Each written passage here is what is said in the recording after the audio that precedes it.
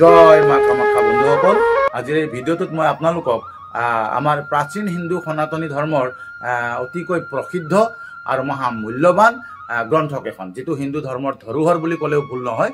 সেই গ্ৰন্থ হৈছে পুৰাণবিলাক।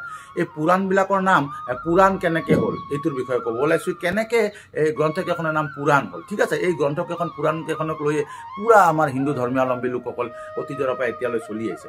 ইয়াৰ নাম পুৰাণ হোৱাৰ অৰ্থটো মই এতিয়া ক'ব ওলাইছোঁ যে পুৰাণ শব্দৰ শাব্দিক অৰ্থ হৈছে অতিকৈ প্ৰাচীন, মানে ইমানেই প্ৰাচীন যে কোনেও ক'ব নোৱাৰে কিমান প্ৰাচীন। অৰ্থাৎ ইমান পুৰণা ষ্টৰী, আখ্যান, উপাখ্যানবিলাক ইয়াত আছে। এই পুৰাণ আপোনালোকে দেখি আছে মোৰ লাইব্ৰেৰীত।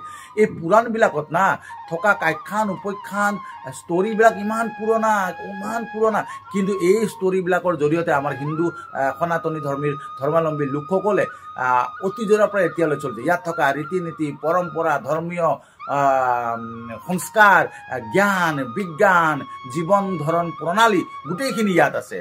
ঠিক আছে, এই গ্ৰন্থকেইখনত থকা বস্তুখিনিক লৈয়ে, সমলখিনিক লৈয়ে আমি অতীতৰ পৰা এতিয়ালৈ, সৃষ্টিৰ আৰম্ভণিৰ পৰা এতিয়ালৈ হিন্দু ধৰ্মাৱলম্বী লোকসকল গোটেই বিশ্বত চলি আছোঁ আৰু ইয়াক অনাদিকাল অৰ্থাৎ সৃষ্টিৰ অন্তলৈ আমি চলি যাম।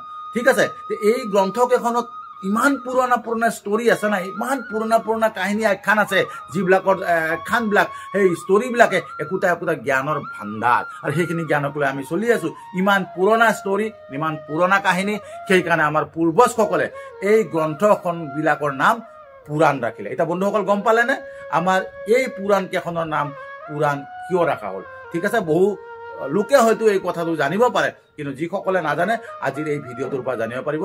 বন্ধুসকল, এই পুৰাণ কিমানখন আছে জানেনে? এই পুৰাণ আছে 18খন।